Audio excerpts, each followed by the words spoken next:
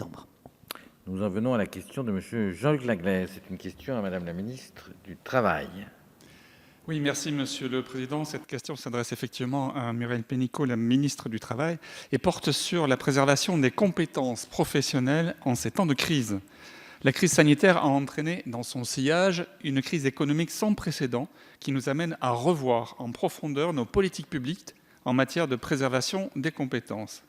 Dans de nombreux secteurs de pointe, la formation et la montée en compétences d'un salarié peut prendre plusieurs années. C'est notamment le cas dans le secteur aéronautique et spatial, dans le département de Lot-et-Garonne où je suis élu. Un secteur pratiquement à l'arrêt actuellement et qui nécessite une main-d'œuvre extrêmement qualifiée pourtant. Dans ce contexte actuel de baisse d'activité, les entreprises disposent uniquement de deux possibilités pour prévenir les licenciements économiques. Soit proposer une formation à leurs salariés, ou alors les placer en activité partielle.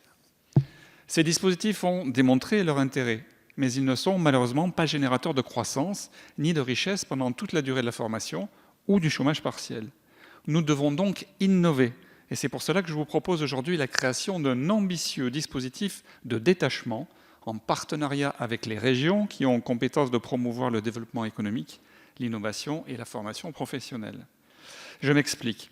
Une entreprise en difficulté, mais souhaitant conserver ses salariés pour ses besoins futurs, en raison de leur expertise inestimable, les détacherait dans une structure publique ou privée, locale, dans l'objectif de développer de nouveaux pôles d'excellence. Un ingénieur aéronautique d'Airbus à Toulouse, par exemple, pourrait être détaché pour une durée déterminée dans un centre de recherche ayant pour objectif d'accélérer la robotisation et la digitalisation nécessaires à toute la filière aéronautique, ou encore dans une start-up toulousaine innovante, œuvrant dans le domaine des mobilités du futur ou de l'intelligence artificielle. Grâce à un mécanisme de compensation, le processus serait bénéfique tant pour l'entreprise, qui sauvegarderait ainsi de précieuses compétences, que pour la structure d'accueil qui disposerait de compétences de pointe, immédiatement opérationnelles, pour créer une nouvelle filière d'excellence. Pour développer ce troisième mode de prévention des licenciements économiques et engager un véritable cercle vertueux, il nous faut mobiliser des fonds publics comme privés, ainsi que tous les acteurs du secteur, allant de la French Tech à BPI-France, en passant par les régions, les pôles de compétitivité, les laboratoires de recherche ou encore les établissements de formation et les universités. Madame la ministre, je souhaiterais donc connaître votre position sur ce dispositif qui intéresse d'ores et déjà certains syndicats, puisque nous avons reçu la Confédération française démocratique du travail en audition et à qui j'ai proposé le dispositif. Je vous remercie. Merci. Madame la ministre, vous avez la parole. Merci, Monsieur le Président, Mesdames et Messieurs les députés, Monsieur le député Laglaise. Tout d'abord, je vous prie de bien vouloir excuser l'absence de ma collègue ministre du Travail, Muriel Pénicaud, actuellement en déplacement à Brest sur le sujet de l'apprentissage et de l'emploi. Pendant la crise économique que nous vivons, le gouvernement n'a eu de cesse de préserver les emplois et les compétences des salariés touchés dans certains secteurs d'activité, comme l'aéronautique, par l'arrêt de l'activité. Plusieurs mesures ont permis, dans l'urgence, de sauvegarder les compétences, d'abord avec un effort sans précédent pour mettre en place un régime d'activité partielle extrêmement étendu et protecteur. Cela concerne 13,5 millions de salariés et en avril, plus de 8,6 millions de salariés bénéficiaient de ce dispositif et étaient indemnisés. Ce dispositif sera prolongé dans sa forme actuelle jusqu'à fin septembre. Et au-delà de cette date, les paramètres du dispositif seront revus. En parallèle de ce nouveau dispositif, un nouveau plan verra le jour au 1er juillet. C'est l'activité partielle de longue durée, dispositif qui permettra d'accompagner les entreprises qui connaissent des baisses durables d'activité. Pour pouvoir en bénéficier, les entreprises devront avoir conclu un accord d'entreprise ou bien être couvertes par un accord de branche dans l'esprit des ordonnances travail.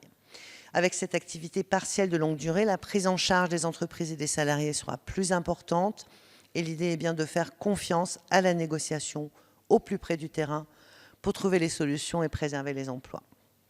Je rappellerai également l'action considérable en faveur de la formation des salariés en chômage partiel avec le FNE Formation qui a bénéficié à 120 000 salariés, 2 millions d'heures de formation sur lesquelles l'État a engagé près de 100 millions d'euros.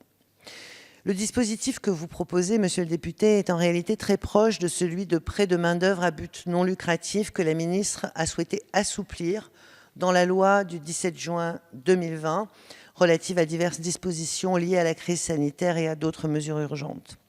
Le prêt de main-d'œuvre permet à une entreprise qui rencontre une baisse d'activité de mettre à disposition un de ses salariés à une entreprise confrontée à un manque de personnel pour préserver l'emploi, garantir le maintien intégral du salaire, sauvegarder les compétences, tout en répondant aux tensions liées à un surcroît temporaire d'activité dans un autre secteur. Ce dispositif est fondé sur l'accord du salarié, l'accord des deux entreprises, et le comité économique et social doit être consulté. Le contrat de travail qui lie le salarié à l'employeur n'est pas rompu ni suspendu.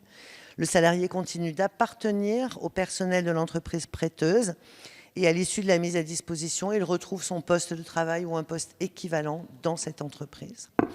Dans le contexte de crise que nous avons connu, la ministre a souhaité permettre que le montant facturé par l'entreprise prêteuse soit inférieur au salaire versé aux salariés lorsque l'intérêt de l'entreprise utilisatrice le justifie et eu égard aux difficultés économiques que nous connaissons. Cela permettra de dynamiser le prêt de main-d'œuvre, de faciliter son appropriation par les TPE, PME et start-up. Merci, Madame la Ministre. Merci.